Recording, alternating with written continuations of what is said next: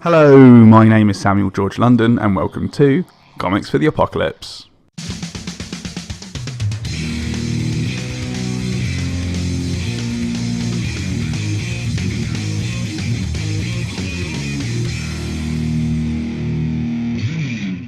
On today's episode, I speak to designer, artist, writer, and super duper fun person, Darrell Thorpe, about what comics he would take into the apocalypse.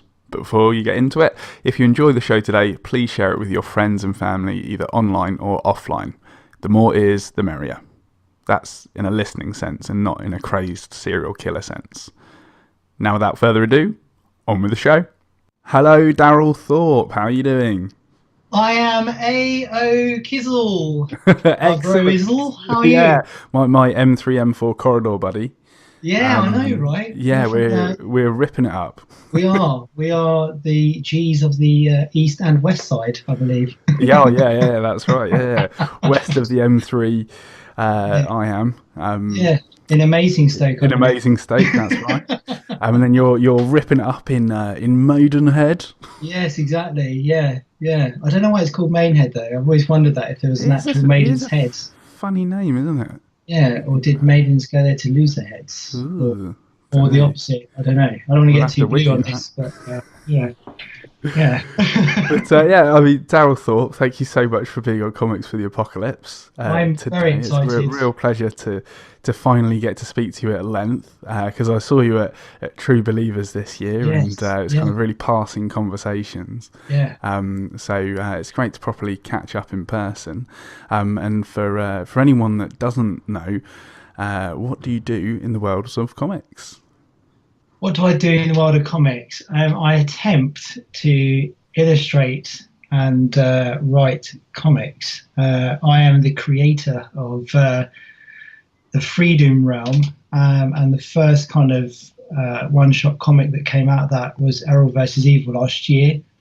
And I'm currently working on a comic called Baron and the Cat. So, Brilliant. Yeah, there you go. And is there any kind of tidbits about that? Yeah, sure. Why not? Things? I love talking about myself. Go for it. Go for it.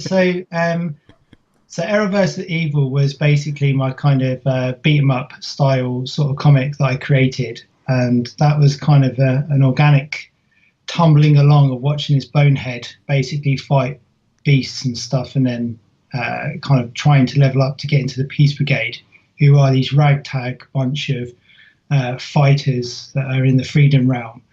And then the one I'm working on at the moment basically is about this dude called the Baron, and he wants to create like a legacy. So his idea is to climb the unclimbable Dum Dum Mountains, and right at the beginning he falls over this cat, and basically everyone in this bar kind of laughs at him, and he has complete contempt for this cat because he's just like made him like a fool. And the cat, being the cat, is like, because he's obviously touched the cat's thinking, oh, this guy likes me, he's pretty cool, like I just want to get some cat love. So basically the cat follows Baron, and Baron just constantly wants to try and get rid of Cat. And the tale is basically these two kind of characters going up the Dum Dum Mountain and things that they encounter, and can they overcome them, and will they ever find peace with one another. So I kind of always say it's a bit like Wile E. Coyote and Roadrunner, like Brilliant. It's just the cat's always there, not meaning to be annoying, but he's very annoying, and all Baron wants to do is have this epic deep journey, but it keeps getting interrupted by this little cat just going prow every 5 minutes. So yeah, that's the ridiculous thing I'm working on at the moment. Oh, that sounds fun. Yeah, it should That's be. fantastic. And when's that planned to come out? Well, it has come out for June. That's my deadline for that. Yeah, and it might be a Kickstarter again, depending on like how it all goes. But my general goal is to get the artwork done before the Kickstarter kind of launches, so that when the Kickstarter comes in, I'll post it out literally 4 weeks later, and it's job done, and get on with it really. So pretty cool. So, and your Kickstarter's pretty much done, isn't it? Yeah, pretty much. Yeah. I'm excited about that. We're floating around 100%. I think we're at 99 right now because we got to 100% last night. Then it kind of floated back down this morning. One of the higher tier awards cancelled, like just one person. That's all it takes. But we're floating back up to 100%, and we've got 6 days to go, so it should be all good in the hood. I'll have to. I think I've got the £5 digital catch up, so I could probably knock it up to a tenner or something. That might help a bit. Eh? If you want, mate. Yeah, I'm not going to say no, but that'd be greatly appreciated. Well, the support. It'd be a shame for it not to happen, favor, mate. It'd be a shame for it not to happen because it's one of those things. Some Kickstarters you back and you think you kind of know them. You're like, oh, well, I should probably help out. They've helped me out, sort of thing. But you're not really excited about it. But I stumbled across yours by accident from memory, and I was like, oh, this is pretty cool. And then I met you on Twitter. Yes. And then I think I backed you once I met you on Twitter and we were chatting a bit. And then the more I read, the more I got excited about it. And I think you picked it as being like, it's like, is it Star Trek? And that's it. It's Star Trek with a Victorian twist. That was it. And I was like, basically. Ooh. And then suddenly I was like, okay, this has to happen now. And I thought you did it. And then you're like, oh, it's not made it. I was like, damn. We must push this over the line. I hope so. But that'd be fantastic. Yeah. Cool. More support, the better. But in terms of all of your work, where can people find it and kind of be notified about when Kickstarters go live and whatnot? I'm going to be honest. I am awful at publicising things like things for sale, but and updates and stuff like that. But if you go to Twitter or Instagram, I'm at Mr. Thorpe, which is Mr. and then FORPE. And you can find me on like my website. It's just thorpe.co.uk. But all the links are in my bios and things like that. I think on Instagram you can worryingly call me, which okay. Yeah, not saying people should call me. It's happened a couple of times, and then people go, "Oh God, I wasn't meant to do that," and then they just put the phone down. Oh God. Yeah, big time. Brilliant. But yeah, if people just kind of search for you on Twitter and Instagram, they'll be able to find all your stuff, and of course those links are in the show notes as well. They need to be careful as well.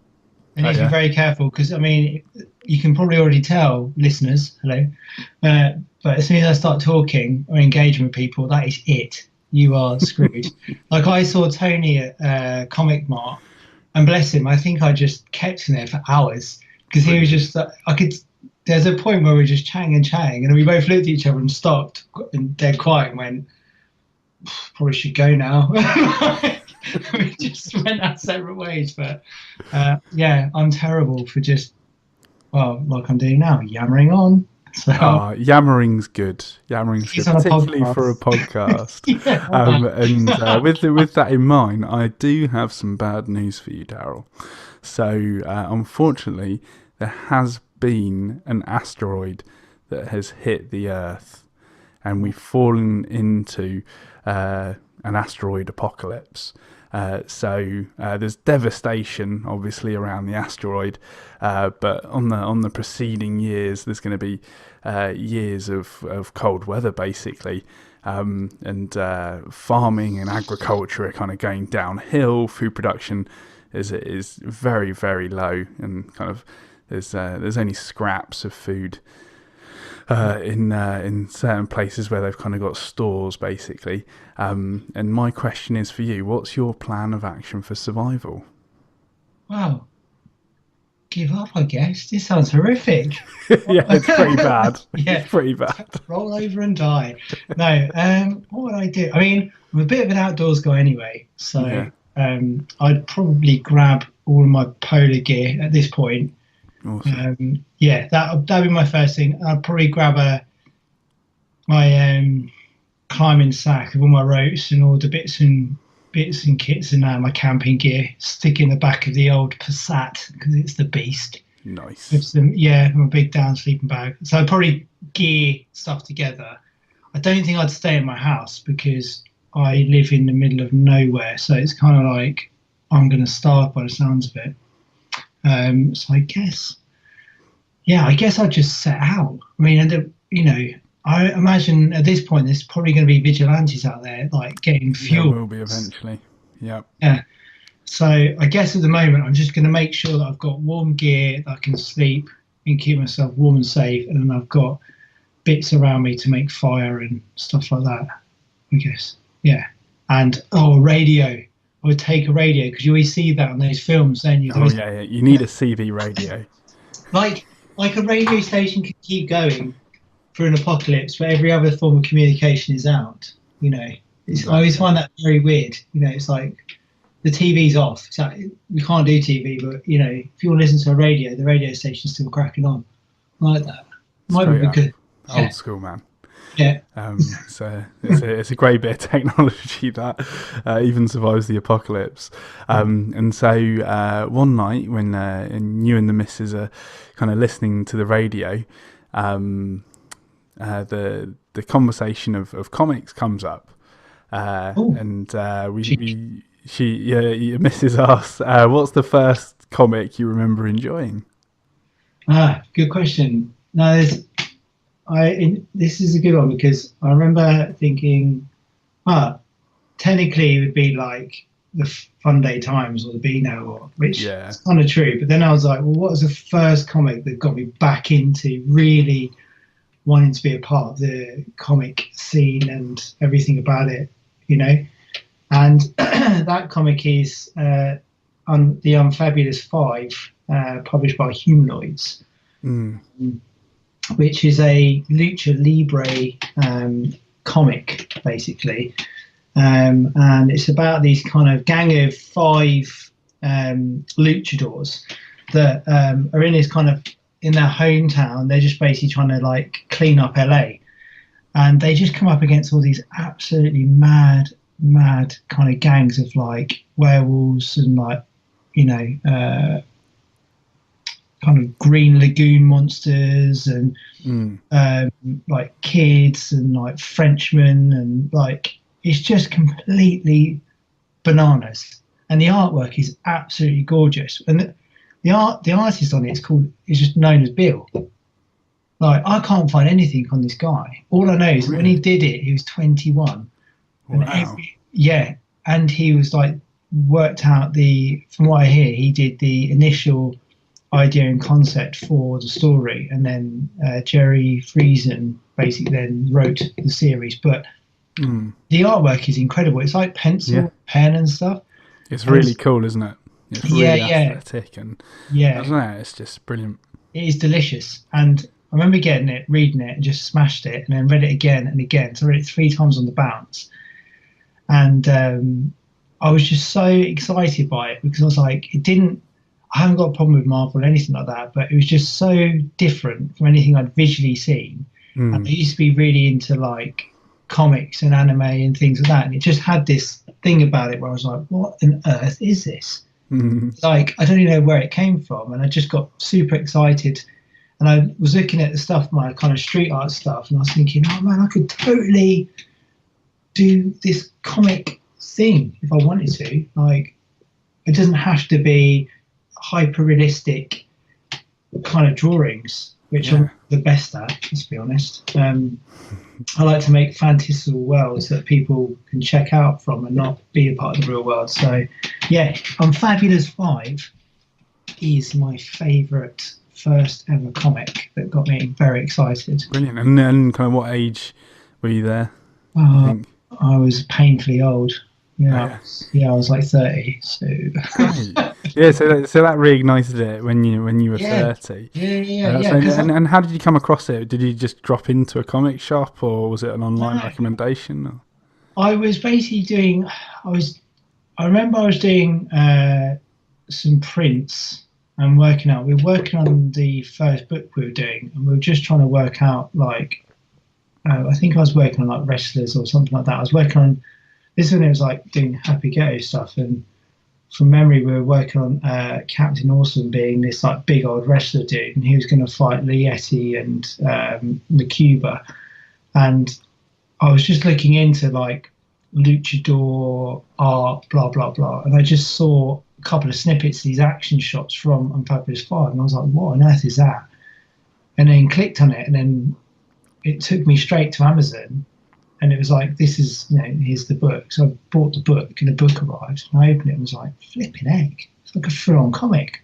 And then as soon as I started turning the pages and seeing all these weird creatures and weird gangs, I was like, hang on, you don't even have to have like, this is exactly what I'm doing. It's like taking technically like real human people, but then putting aliens and beasts in the same world and having this play on it. And it was just, it's a real happy accident, Oh, that's brilliant. Yeah. And so the next question that crops up is, what's the funniest or comic that made you laugh out loud the most? There are a lot of comics that make me laugh out loud. But I guess I'm just like all of us really, just a big kid. But I backed Bastard Galaxia last year. I've read a couple bits online and I kind of chuckled to myself. And then the trade came, so I read the trade, and it was just absolutely genius. It's just, I think you're roughly the same age as me, aren't you? I think. Yeah, I'm 34. Yeah, it's about the same. So Bastard Galaxia basically is a story, and I won't say too much because it would just kill it for everyone, because you can read it online. But it's basically about this. Bastard Galaxia is an evil villain that's like a technical Skeletor, I guess. And he's got this moon base that looks very questionable. That's what I'll say, because that's another funny little bit of the story. And the whole premise really is about getting people to buy more action figures. So basically what He-Man was back in the day, it was all about, well, let's do a cartoon to get kids to buy more of these figures. And his biggest nemesis is Broseph Manstar, who's just this like mullet-wearing, leopard print donned kind of beefcake. And he's got this like skull style sort of abode, and Bastard's like, that has to be my place because I've got a skull for a head. How cool would that be? My moon base sucks. So there's this whole thing of how he kind of gets into it, and you meet his like a strange team that have been lost and then find him again, and you go through these kind of little just absolutely hilarious things. But he's got an ego the size of Jupiter. He's Brilliant. Just like he's like a classic bad guy where he's just oblivious to everything going on and just kind of throws it away sort of thing. But Bastard Galaxia, you have to, if you haven't read it online, you have to go read it, because it's genius. And so the art's by a dude called Steve Gregson, and it's written by a chap called Matt Simmons, and it's just Bastard Galaxia, man, check it out. Fantastic. And I think it's bastardgalaxia.com. Yes, just off the top of my head, so people can just go check that website out, and then you can just read the webcomic there, and support them by buying the trade if you want. I think it's like 170 pages. I mean, it's a good old nice chunky bit of reading to get in, Yeah, it's massive. That sounds like a lot of fun. That's brilliant. And then changing gears a little bit. The next question that comes up is, what's the saddest or most upsetting comic I've read? So this is a funny one, because you may laugh at this, you may just be like, dude, that's lame, but basically no judgment, Darrell. No judgment. Well, good. You're in a safe place. You're in a safe place. We're all friends here. Until I get ousted on Twitter and like flipping hounded. Not at all. I'll be at the next Comic-Con and have my table burnt in front of me or something like that. But basically I was thinking, I went through loads of books, and I was thinking, what's the saddest? And weirdly enough, what Dave said on the last podcast you did, that was in my mix of like, that's pretty bleak, as you said. And there's quite a few that I've read where I've just been like, oh God, this is really depressing.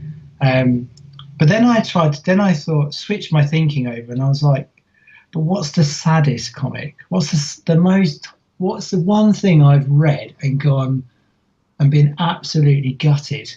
And that has to be Big Trouble, Little China, Volume 4, I Hate the 80s. Brilliant. Because they changed the artist and the writer. And it was the very, very, very first time when I've been absolutely 1 to 3. I was so in love with it. And I'll tell everyone about it and how it's a continuation from the film that I'm absolutely obsessed with and loved, like probably a lot of us are. And it was done, I think it was produced, I think that's the right word, by John Carpenter. So it was so legit.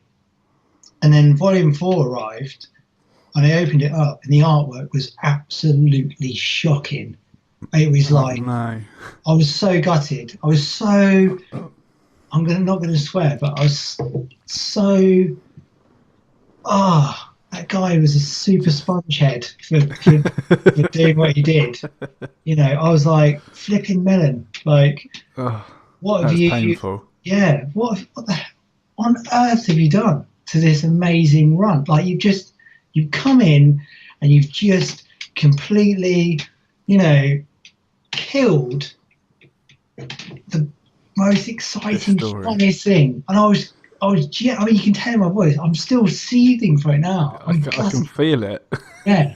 I mean, yeah, by volume 5, they got rid of him and used someone else who was also very good. So I was kind of over it. But it was the first time that, as a comic book fan, that you hear people moaning online about loads of stuff and you're like, oh, do you go for it's a flipping comic?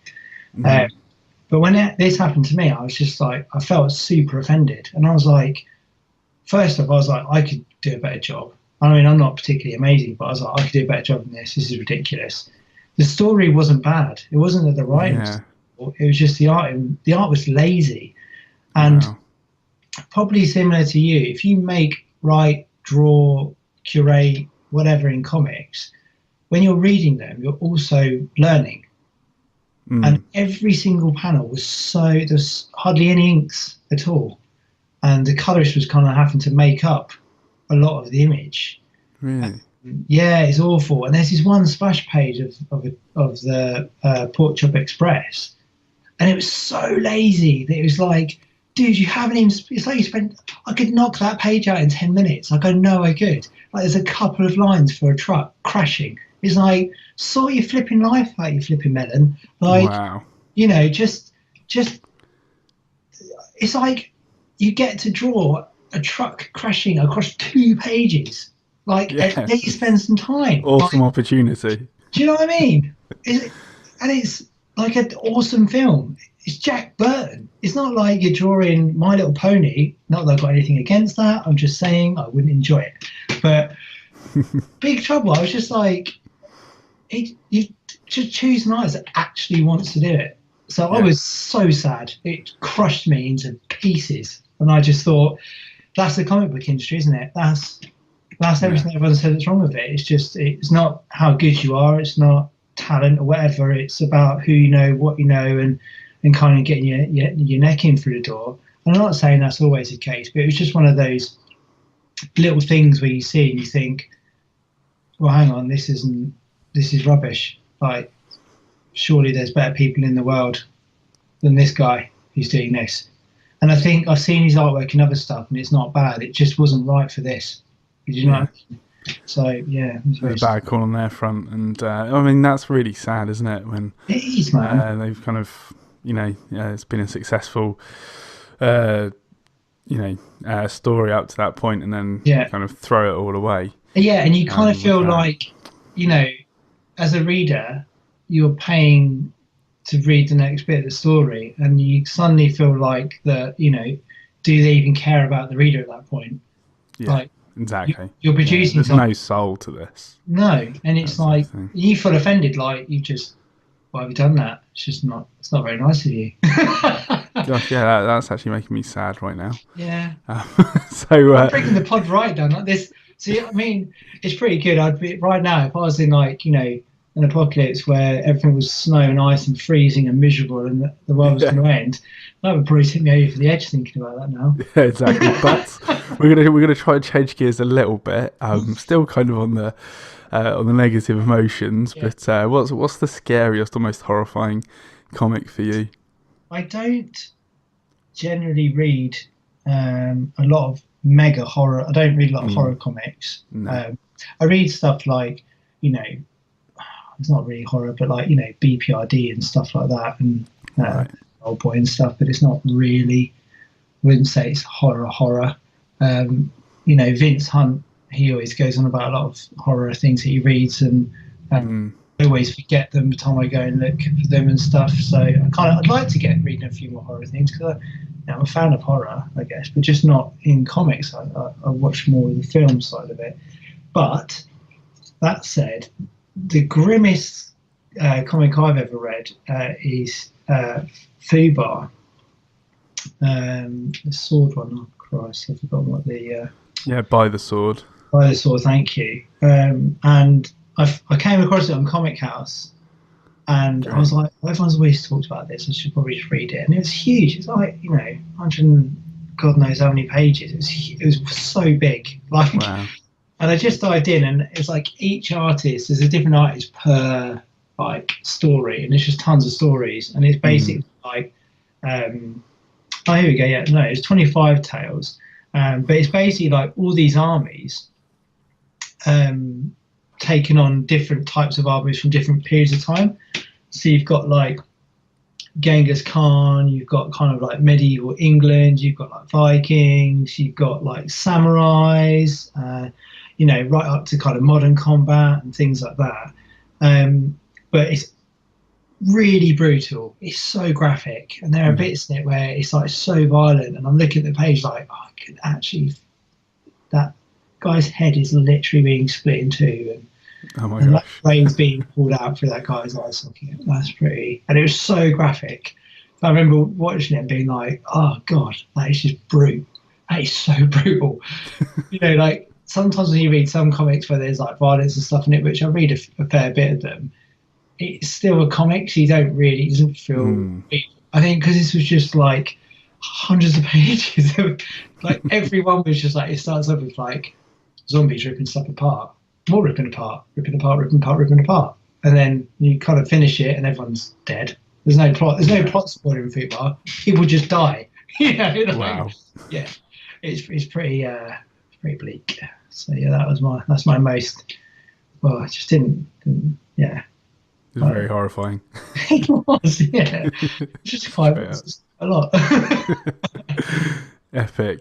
I mean, that's on the Comic House app. Yeah. I mean, I think the app's pretty good for things like that, because it made me want to read other ones. I haven't yet sought any more out, but it's a pretty good app for kind of dipping your toe into like different kind of books and series and things like that, and kind of getting a taste for it. Like they've got stuff on there like Ash Evil versus Evil Dead and stuff, which is pretty good. So I've been reading a few bits of those, and sometimes you find some absolute howlers, and you're like, oh, thank God I didn't, Yeah, it happens. It does. It's that's what's great about the indie world, though, isn't it? Because it's all some of it's killer and some of it's filler. So yeah, it's all good, man. Cool. And so the next question that comes up is what's the most meaningful comic to you? So this is a fun book, because it's meaningful for quite a few reasons, and I've always had it. I stumbled across Nobrow publishers when I was really into illustration street stuff, and I was literally focused on just doing illustration, and I wasn't really fussed about comics because I just didn't think I could really do it very well. So it was kind of like the early days, and I stumbled across Nobrow because their premise was that they used illustrators to make comics, which is why their stuff is always so different, I feel, to some of the mainstream comic publishers. Right. And I came across the book Hilda and the Troll, and it turned up at my door, and it was classic no-brow, like quite big, well made, beautiful illustrations by Luke Pearson. And I just saw pictures of it, and it was quite cheap. I think it's like 10 quid for a hardback. Right. And the first page you open, you get introduced to Hilda, who's this little tenacious, adventurous girl, and she's kind of out in the rain. And I just suddenly went straight back to being a kid again, and being in my grandparents' garden in their old canvas tent, and hearing the rain like tapping on the top of it, and kind of being in there and being like, feeling like I'm on the most amazing adventure underneath the apple tree in the garden. And every single word and her experiences about feeling like there's nothing better like feeling warm and snug inside your tent when you know outside is freezing and wet, sort of thing. And the way that Luke Pearson kind of illustrated it, wrote about it, which really kind of touched on me being younger. And also on top of that, again, it was another comic, a bit like Unfabulous 5, where I just was like, this is another completely different way of looking at comics. It's kind of for kids, but grown-ups, I'm like really enjoying it as an adult. I was like, if I ever had kids, I'd totally want to read this to them. The colours were beautiful, the line work was beautiful, and I just was like, it compelled me even more to start like kind of venturing into the world of trying to make comics, because I felt like it, for the first time looking at it, that what comics did, if it's done right and written and illustrated by the right person, it suddenly breathes life into an illustration that looks beautiful, but you suddenly have this huge narrative that then runs into it, and you can really fall in love with the character. And I think with especially Luke Pearson's stuff, like his work is so just crisp and beautiful, and you've seen his progression of this world kind of build. But I think you can appreciate his work for the sheer beauty that it is. But now that he's got this like world going on, you're suddenly just connected to the character, and you just fall in love with the artwork even more.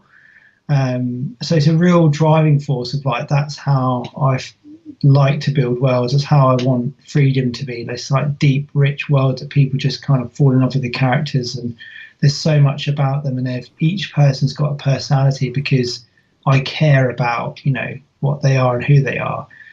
And I think so that was the kind of like the first bit. And then the second layer to that was when the Netflix animated series came out. Watched that with some kids, my friends' kids, because my friends obviously don't watch cartoons because they're not cool like me. And and I had it on my cartoon watch list, and the kids would come around and we were watching Turtles and all sorts of stuff. And I was like, oh, have you watched Hilda? And they're like, no. And it's like, right, strap in, kids. Watch You're going to love this. You're going to love this. And we sat there for hours just watching like all these episodes. And then I showed them the comics, and they were getting really excited.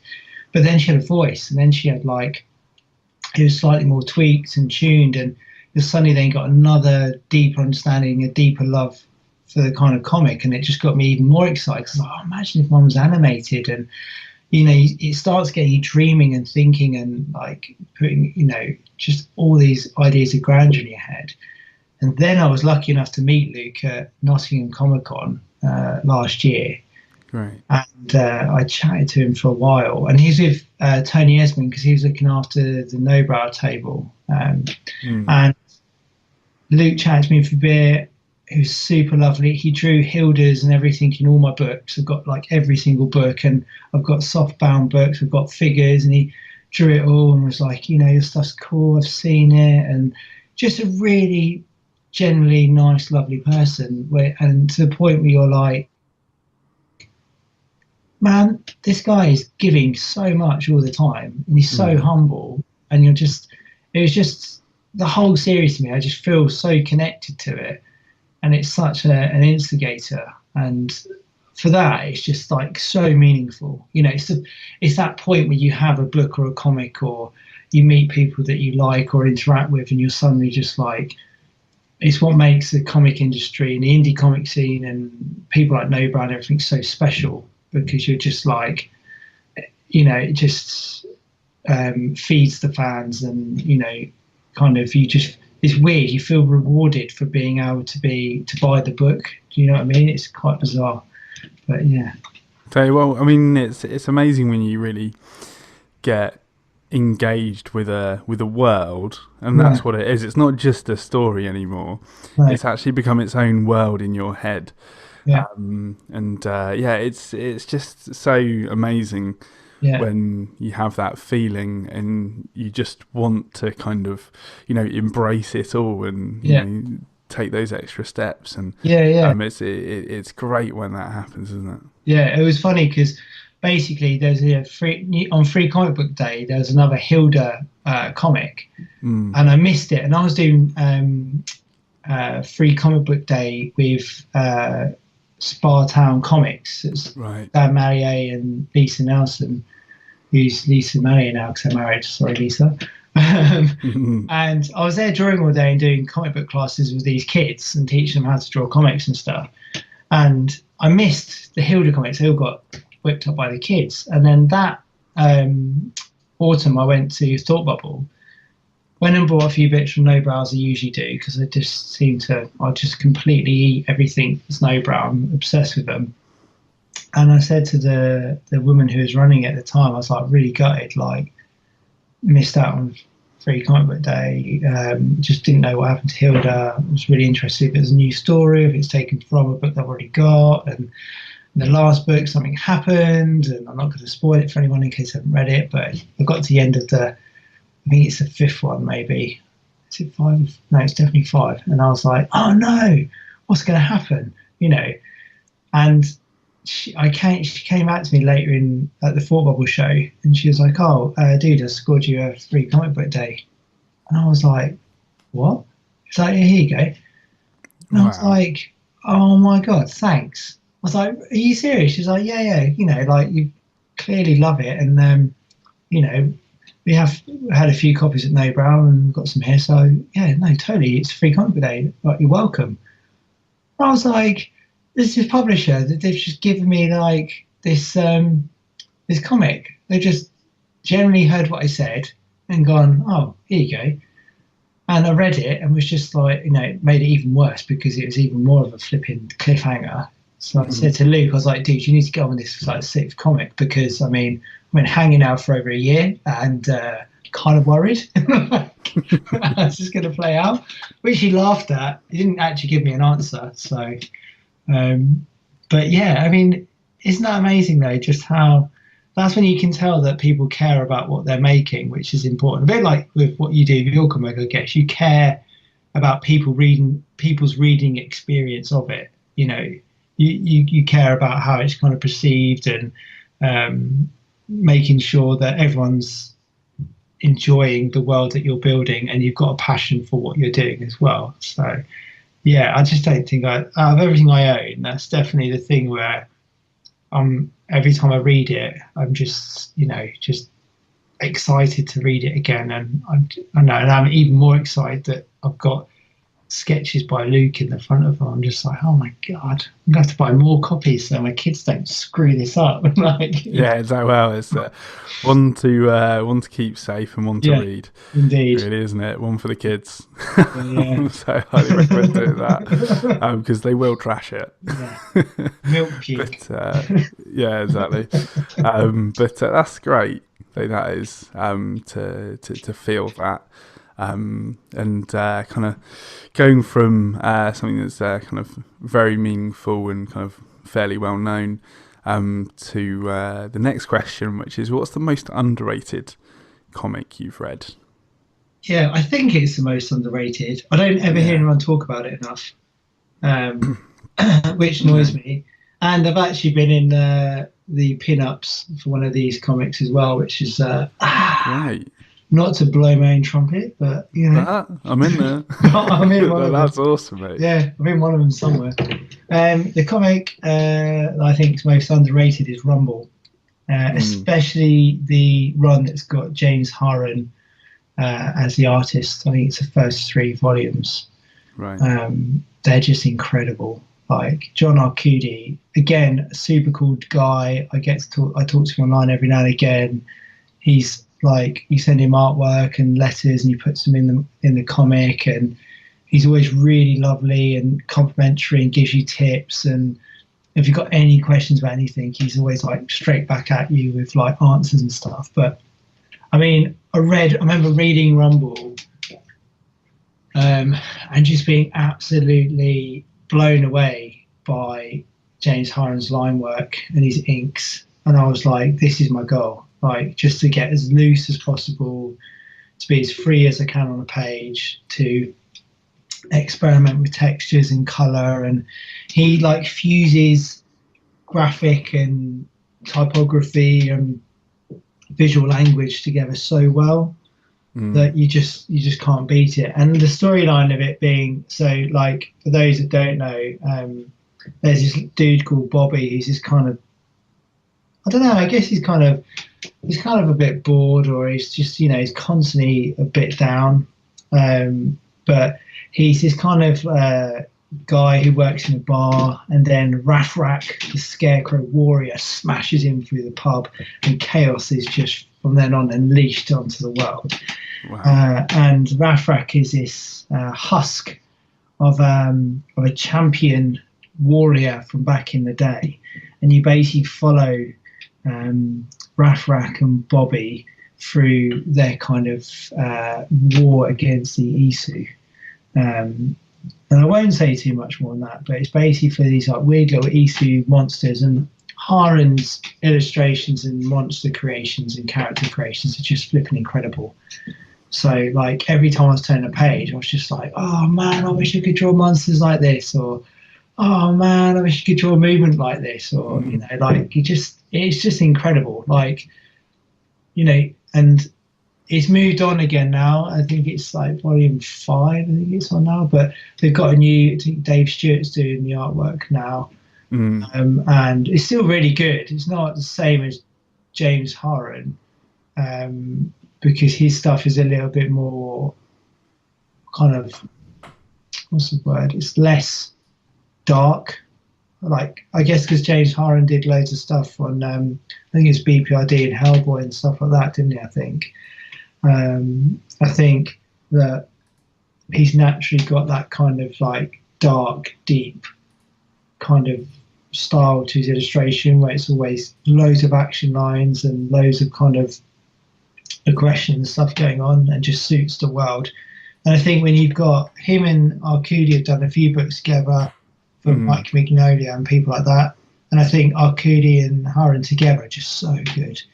And I think whenever I meet people that like comics, or friends of mine that are like, oh, I'd like to read a comic, could you lend us a couple? I'm always like, right, Rumble 1 to 3, eat that, you're gonna love it. And everyone always comes back with like, oh yeah, amazing, what else is there? And I'm like, right, this.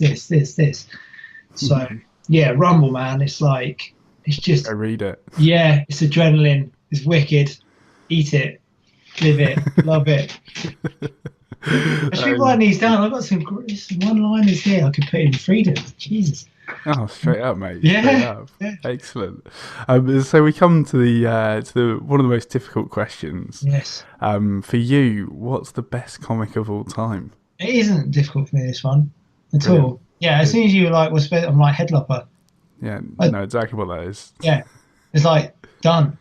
It's easy. It's Headlopper. Headlopper. It's the only comic that I wait a whole flipping year for the collected volume to come out for.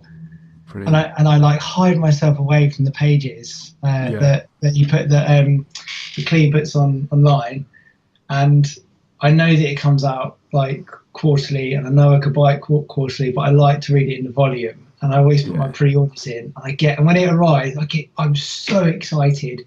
And I've read volume 1 and 2. Well, last time when volume 2 came out last year, I read volume 1 like a couple of times before it came out. So I was like so studious in what's going on. And then now I think I've read 1 and 2 every month. I read 1 and 2, and that's just, wow, that's brilliant. I love it. But it's not just the story and like Norgal and Agatha Blue, which I'm absolutely obsessed with. It's just the way it's written.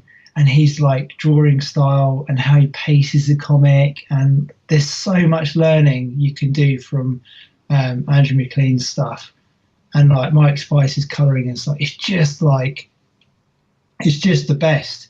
It's so good. It's just painfully good, and like he does things where he'll just use like an outline and put a few little white flecks in and like a little Y shape, an upside down Y, and it's like that's his kind of face at a distance, and you're like, it's just achingly simply beautiful.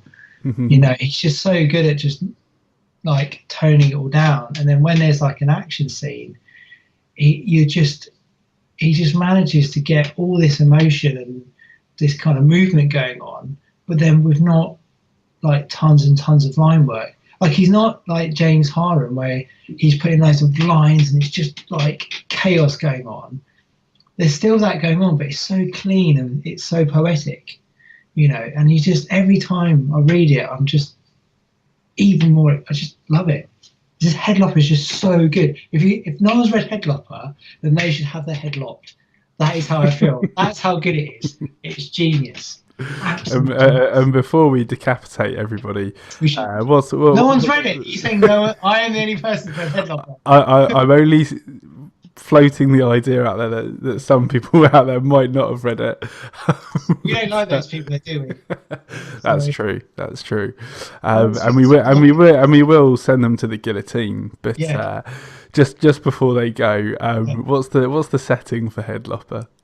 All right. So Norgal is this kind of like Viking warrior dude who goes around the Isles of Barra that's overrun with beasts to basically sever heads and kill things. And he's got this severed head of Agatha Bloomwich, he constantly carries around, but you don't know why yet.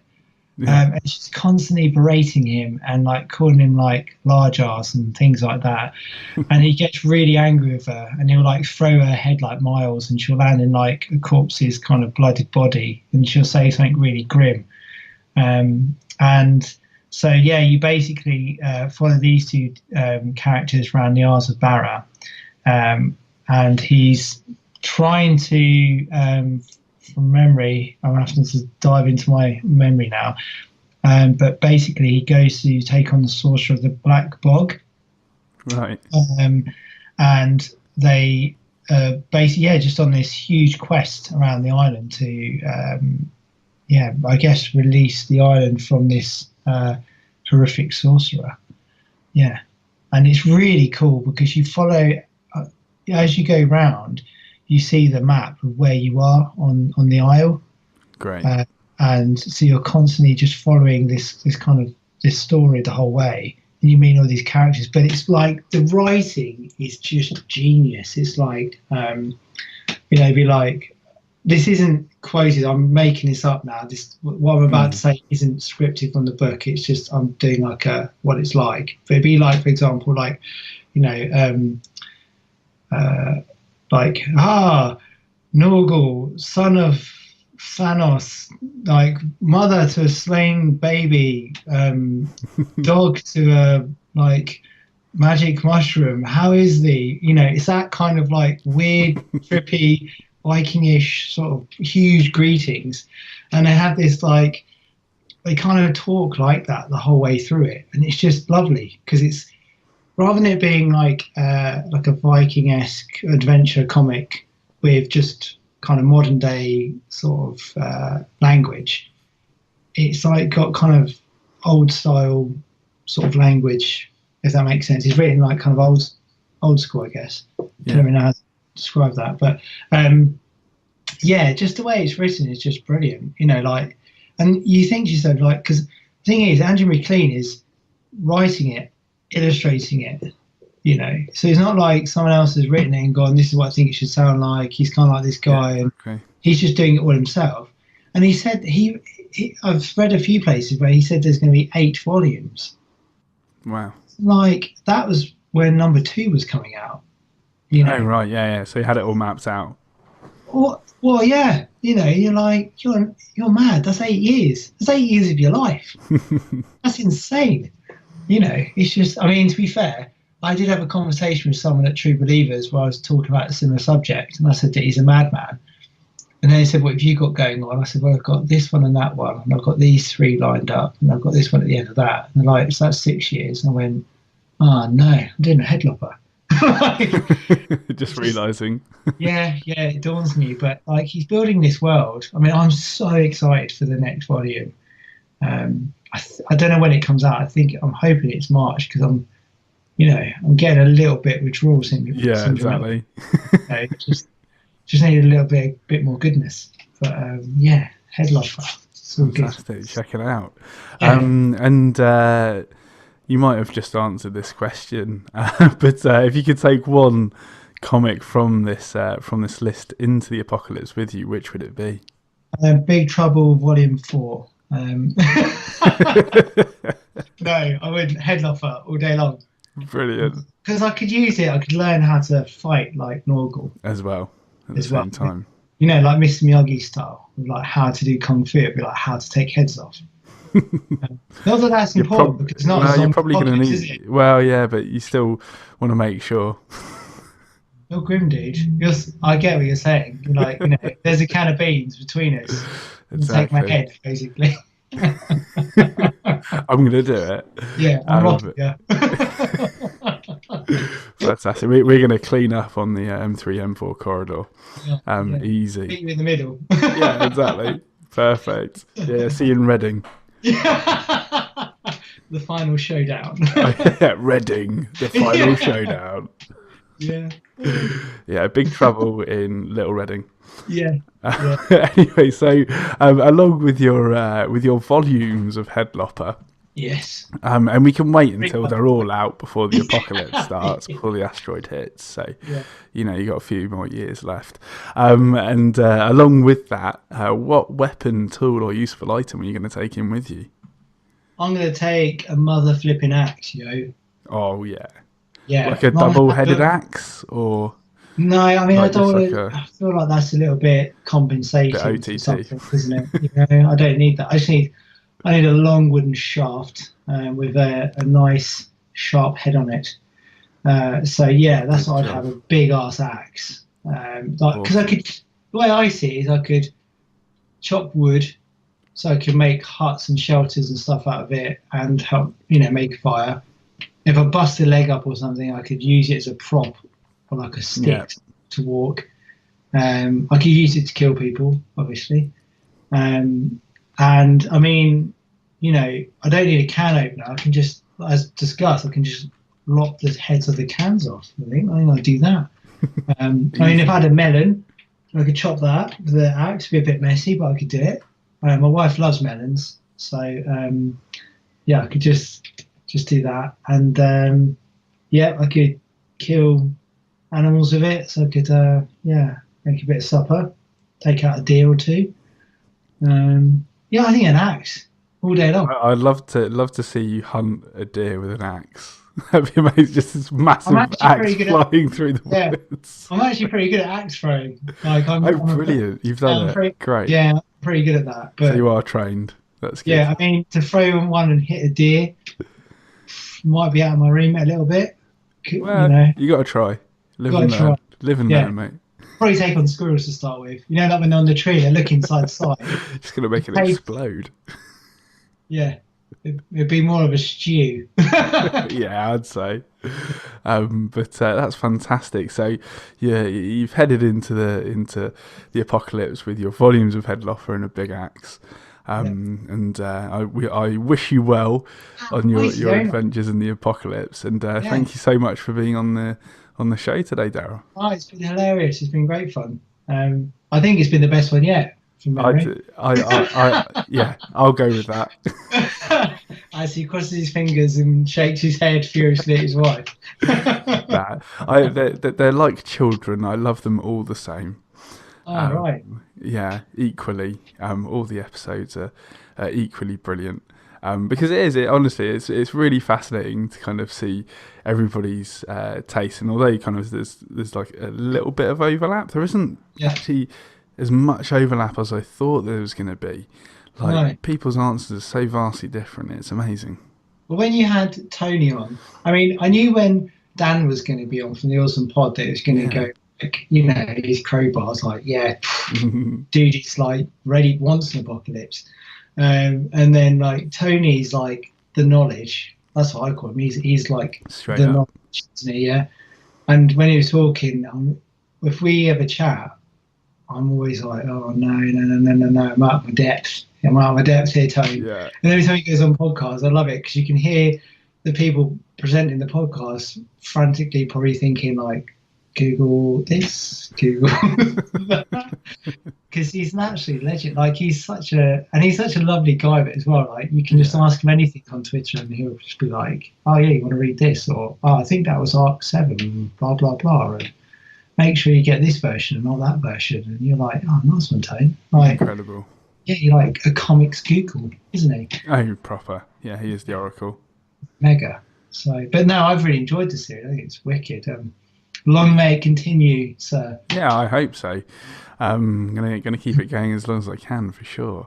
And just for the listeners, one more time, where can they find you? They can find me on Twitter and Instagram under Mr. Thorpe. That's Mr. F-O-R-P-E. And they can see some cool shizzle online at 4p.co.uk. Yeah. Awesome. Nice one, Darrell. I do. Take it easy. Bye now. You too, dude. Bye. Thanks again to Darrell for being on Comics for the Apocalypse. It was super duper fun. If you enjoyed the show today, please leave a review for us on iTunes or whichever podcast service you use, as not only will it let me know that you liked it, but I believe that it helps others become aware of the show as well. Also, if you'd like to check out Darrell's work or follow him on social media, those links are in the show notes, along with all of our own links to the various areas of the internet. And finally, as long as the apocalypse doesn't come to pass in the next week, that was my phone. I'll see you next Monday. Bye for now.